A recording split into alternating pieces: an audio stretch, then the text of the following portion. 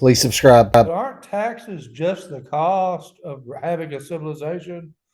I mean, there's taxes when I go to the grocery store, there's taxes when I go through the window at McDonald's.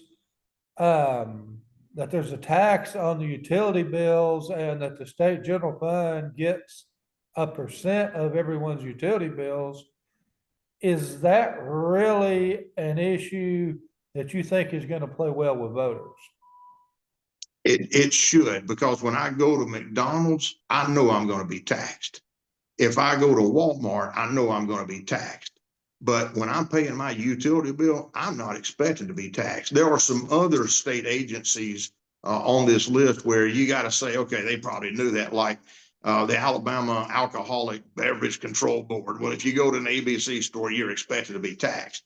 But let's face it, when people are being hit after a cold spell and their energy prices have skyrocketed for a month or so, and that happened up here in Colbert County where I live. Now I'm on a municipally owned utility, so it doesn't affect me, but it does affect people who are on one of the utilities regulated by the Public Service Commission.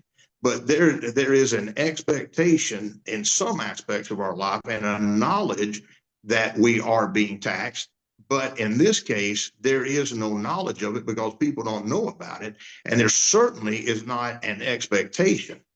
I'll tell you this, and Brandon, this is going back 3 years ago in the last campaign. The first time my opponent heard me speak was in Double Springs at some event. He came up to me after I spoke, and this is what he said. He said, what's this tax this is a verbatim quote. He said, what's this tax you're talking about? We don't tax nobody. And I looked at him and I said, you've been there for 10 years. You ought to know about it. I mean, I was there for 3.5, something like that. And I learned all about it.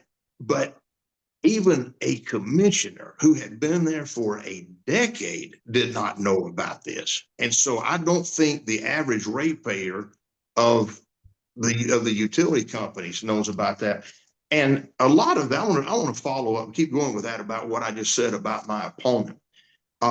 When he said that 3 years ago, one of the things that I knew was that several months before that meeting in Double Springs, he had been at Larry's. There's a great gun store called Larry's West. It's right off 565 between Madison and Interstate 65. And on a Saturday afternoon, he was at Larry's West. He ran into a couple of friends of mine, and they had known him for several years. One of them said to him, and I had the friend he said this to actually confirm this for me, but the friend asked him, he said, how are things at the PSC?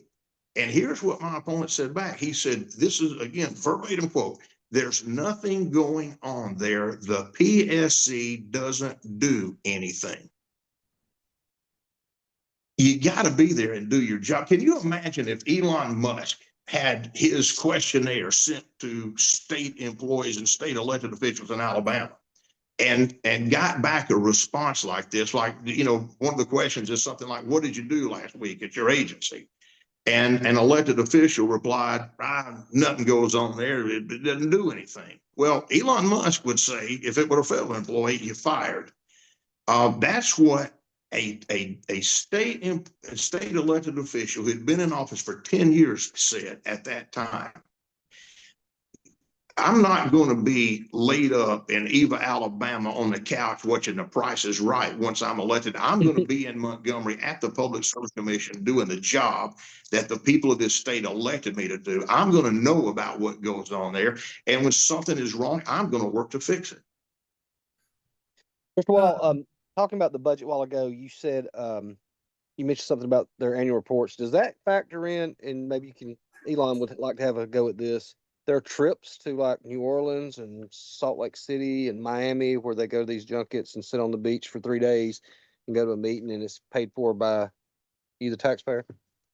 Mr. Peace, I would venture to guess that if you were to ask one of the commissioners who goes on those trips, of that question, they would say, well, that doesn't come out of the state of Alabama. That comes out of the organization who we're a member of. I would then follow that up with, don't you pay to the organization to be a member of it so that the Public Service Commission is represented in that organization? So where's the money really coming from? But again, I mean, this is one of, and I know what you're talking about, is my opponent has taken those trips, and they don't go to, Slidell, Louisiana. They're going to Las Vegas, or they're going to Miami. They're going to nice areas, nice cities. And it's more of a junket than it is anything else.